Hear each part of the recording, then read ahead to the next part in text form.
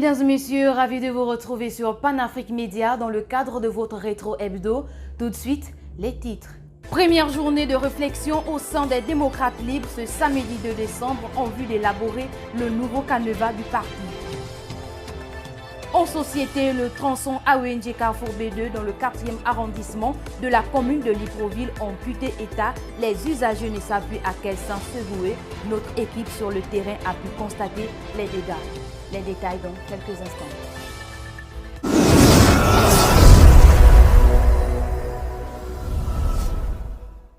Comme on vous le disait en titre, le sempiternel problème des routes reste un problème majeur que les nouvelles autorités de la transition doivent éradiquer au plus vite. C'est le cas du tronçon AONG Carrefour B2 qui est jusqu'à aujourd'hui dans un état de dégradation très avancé. Regardons ce reportage sur les images de Frédéric Ebié-Evouna. Tronçon AONG au Carrefour B2 situé dans le 4e arrondissement de la commune de Libreville, une zone impraticable due au mauvais état de la route, creux, crevasses, nids de poules ici et là, une situation qui gêne les automobilistes, causant ainsi d'énormes embouteillages et endommage certaines pièces des véhicules aux usagers. Oh, c'est déplorable vraiment. Nous souffrons, nos voitures souffrent, on passe nos temps que dans les garages, on va faire comment? C'est au pays. Perdons les suspensions, les amortisseurs, les biellettes, les rotules. Et à chaque fois, il faut les amener au garage. On souffre. Au niveau mécanique, ouais, c'est vraiment un grand souci. C'est-à-dire au niveau des pièces, c'est un manque à gagner pour les transporteurs. Oui. Parce que vraiment, souvent, même avec ça crée l'embouteillage, donc c'est vraiment pénible. La route étant un facteur de développement, des attentes des populations, des automobilistes face aux nouvelles autorités de la transition sont grandes afin que cet épineux problème soit résolu. On attend le changement du président de la transition et on va voir ce qu'il va faire par rapport à ça. On est là, on espère qu'il y aura un changement d'ici là. Que ces attentes ne tombent pas dans les oreilles des sourds, car il est mieux d'avoir un réseau routier bien bitumé que d'avoir des routes mal goudronnées pour un pays en voie de développement et une économie forte. Ainsi, les autorités compétentes sont interpellées à vite réagir. En société, les agents de Move Africa Gabon Télécom reversés à l'intérim Service Plus ISP ont tenu un sitting pacifique ce lundi 27 novembre 2023 pour se faire entendre. Les travailleurs dénoncent le mauvais traitement qu'ils subissent au sein de la société. Frédéric Ebié-Evouna pour le reportage. Près de 10 ans en CDD pour certains, 0 CNSS, 0 ADNAM-GS, 0 congé payé comme il se doit. Morceau, choisi, titre, auteur. Autant de mots qui minent ses employés. Ce lundi 27 novembre, le syndicat des agents intérim Service Plus, en abrégé ISP, en poste à Move Africa Gabon Télécom, a observé un piquet de grève pacifique à l'entrée du siège social de la dite boîte pour se faire entendre. Il faut rappeler que nous sommes des agents temporaires ISP en poste à Move Africa Gabon Télécom. Aujourd'hui, nous revendiquons l'application stricte de la loi. Les articles 29, 30 et 31 du Code du travail sont clairs. Pour nos compatriotes qui ont plus de 2 ans, en réalité, l'entreprise utilisatrice doit les embaucher en CDI. Donc c'est la première chose que nous revendiquons, c'est le CDI pour tous nos collègues qui ont plus de 2 ans. Et ensuite, nous revendiquons également un meilleur traitement pour ceux-là qui ont moins de 2 ans par rapport à ce qui est prévu au niveau des dispositions du Code du travail. Ça, c'est ce que nous revendiquons, mais nous tenons également à faire savoir que lorsque vous faites face à une injustice, et si vous choisissez d'être silencieux, c'est que vous avez choisi d'être du côté de l'oppresseur. Aujourd'hui, nous sommes dans l'injustice. Nous sommes abusés. Le traitement qui est le nôtre, c'est un traitement esclavagiste. Nous voulons tout simplement dire que c'est un sentiment de colère. Chacun avec un message bien précis.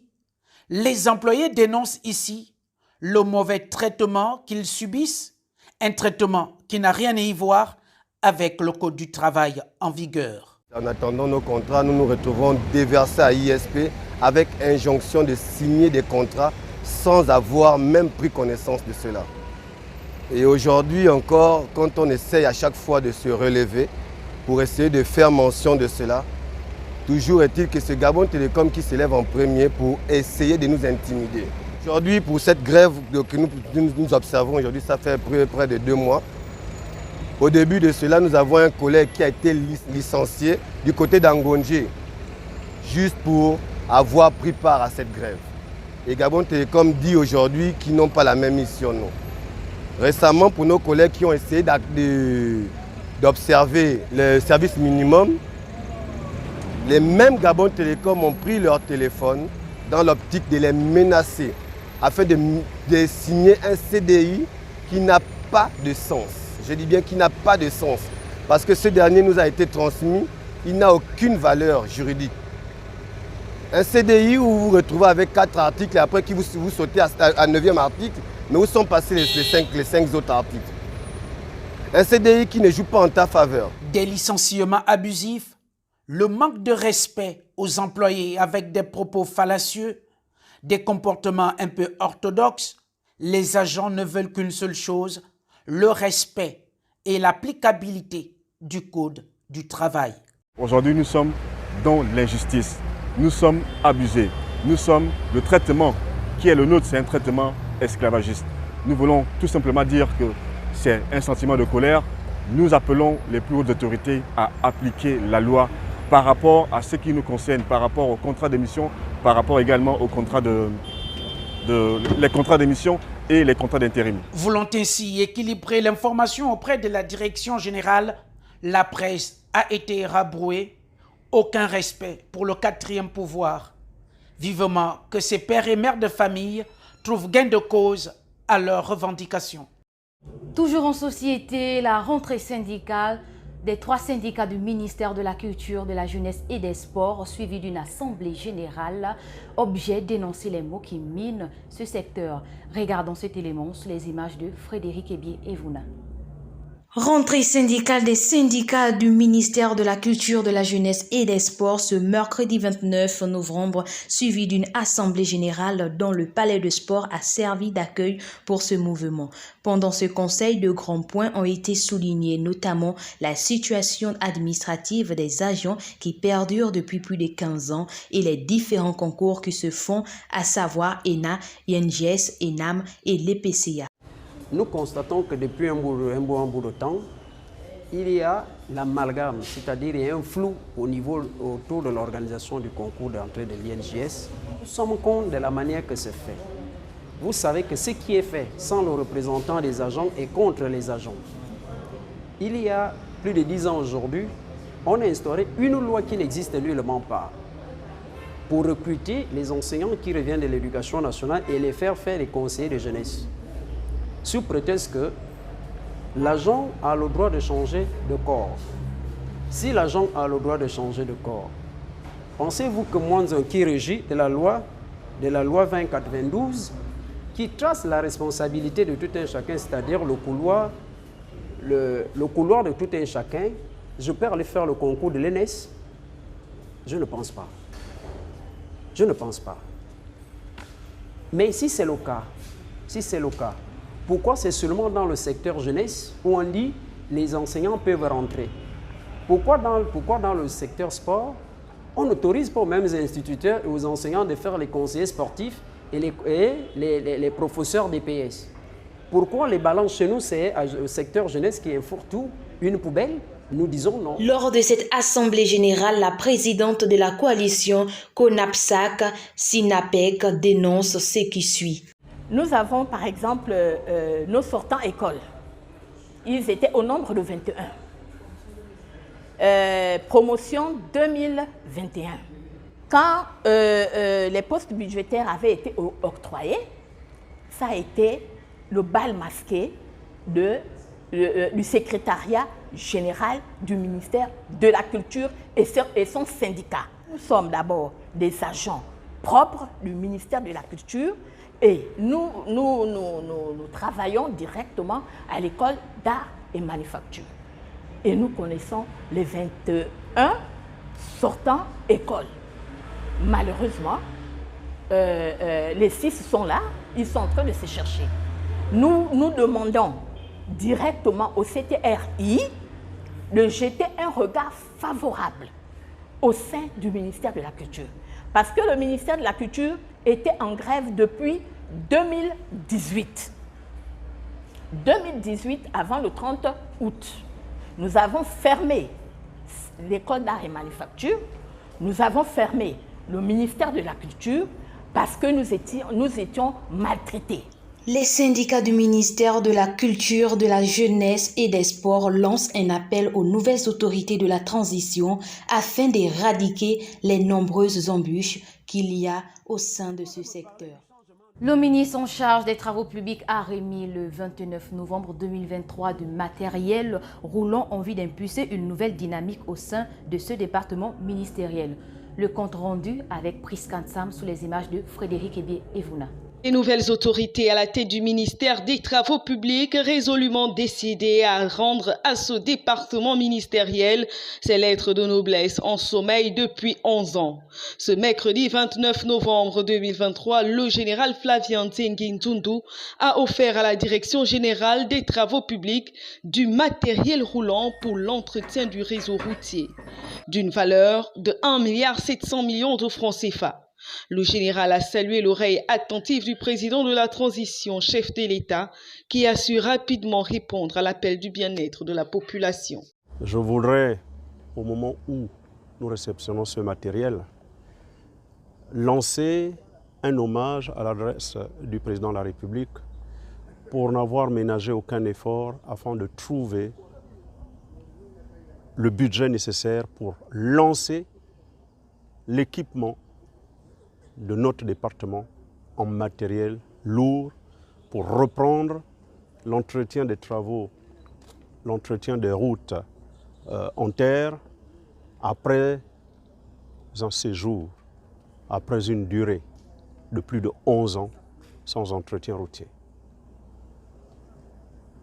Ce geste, cette décision que le président vient de prendre m'honore beaucoup parce qu'il a écouté avec beaucoup d'attention et d'intérêt le plaidoyer que j'ai fait.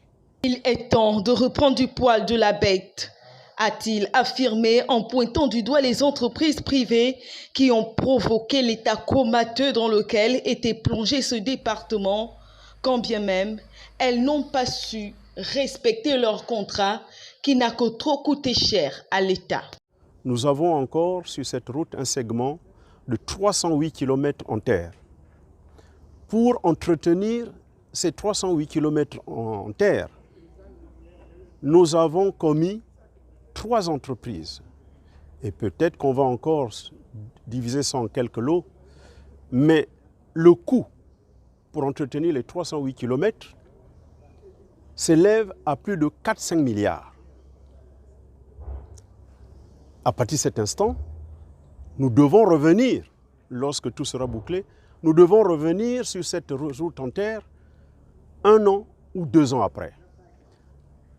4 à 5 milliards pour 308 km, les matériels qui sont ici ont coûté 1,7 milliard.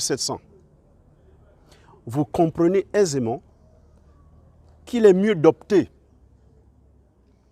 d'aller en entretien avec la régie plutôt qu'en entreprise. Des engins mis à la disposition du personnel aujourd'hui est déjà un canevas dans l'entretien du réseau routier.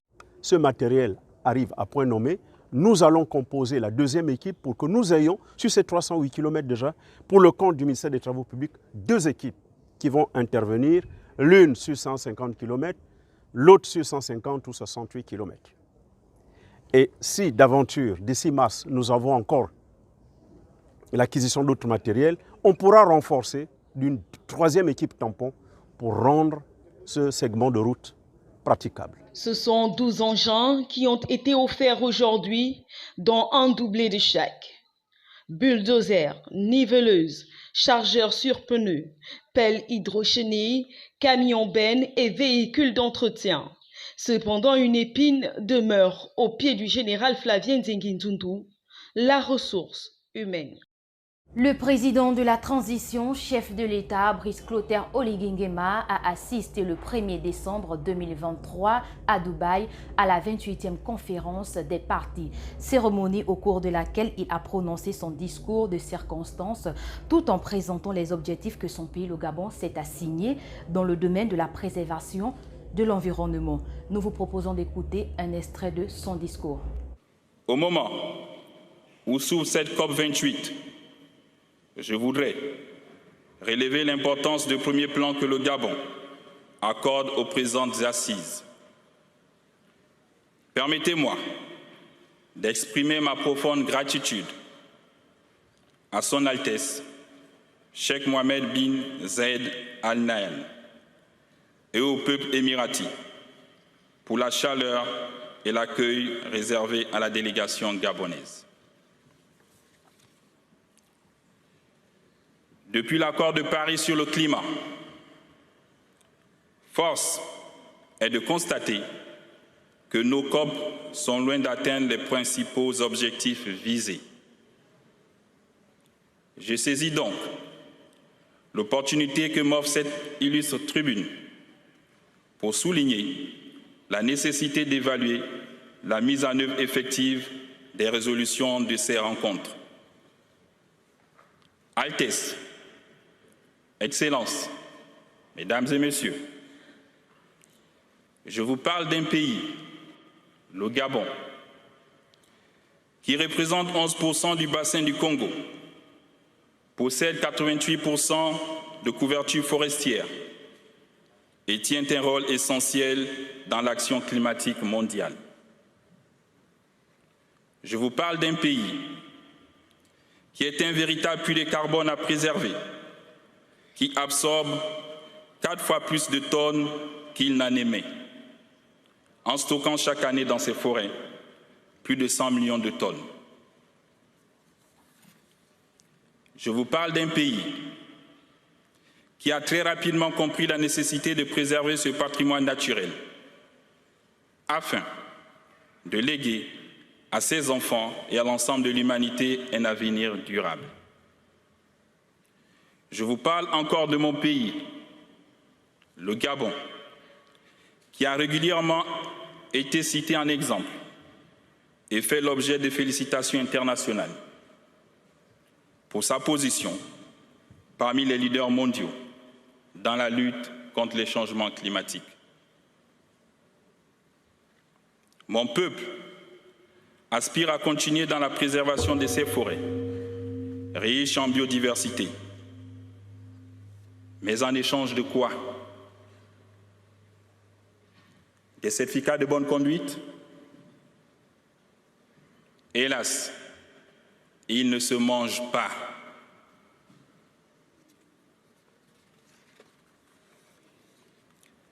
Les Gabonais ont des besoins socio-économiques essentiels à satisfaire. Il m'apparaît donc impératif de reconnaître et récompenser ce rôle crucial que jouent les forêts du Gabon dans la préservation de la biodiversité, l'absorption du CO2 et la protection des écosystèmes.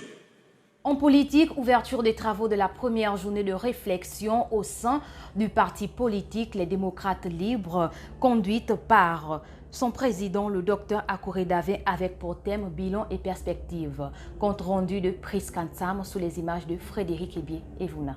Alors que les activités politiques sont en berne dans tout le pays, ce samedi 2 décembre 2023, au siège des Démocrates Libres, l'heure est au bilan et aux nouvelles perspectives.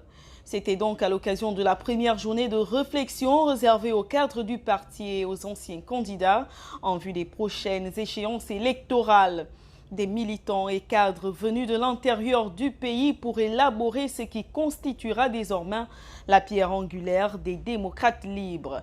Il ne s'agit donc pas d'une rencontre politique dont le but serait de s'exprimer et de réfléchir avec tous nos militants.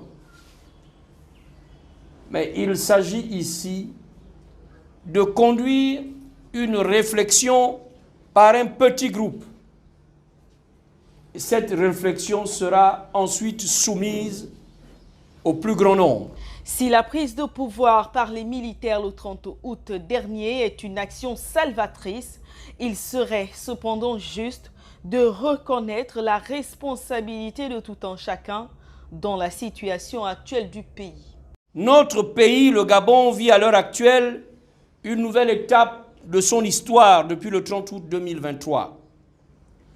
date à laquelle les militaires ont pris le pouvoir par la force. Mais il faut le reconnaître, une action salutaire et salvatrice qui a mis fin à un régime incarné par la famille Bongo au pouvoir depuis 1967. Mais il ne serait pas juste de mettre toute la responsabilité uniquement sur un petit groupe d'hommes et de femmes. Il faut reconnaître que pour en arriver là, la collaboration d'une partie du peuple gabonais a été nécessaire. Pour la reconstruction du pays, les démocrates libres disent être disposés et ont déjà proposé un diagnostic clair et profond du pays tout en émettant des pistes de solutions. Nous n'allons pas vivre avec les yeux sur le rétroviseur. Nous devons regarder devant. C'est pour cela que nous avons offert aux nouvelles autorités notre disponibilité pour que, si ces autorités le jugent nécessaire, elles puissent compter sur notre disponibilité à réfléchir et à proposer. À la suite donc de cette disposition, des vœux pieux ont été formulés, ceux de garantir l'intégrité des institutions à venir. Nous mettons beaucoup d'espoir dans ce qui va se passer désormais.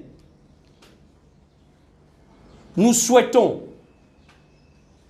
que les différentes dispositions amènent notre pays à avoir des institutions stables, que nous puissions avoir des dispositions légales et réglementaires cohérentes et fortes,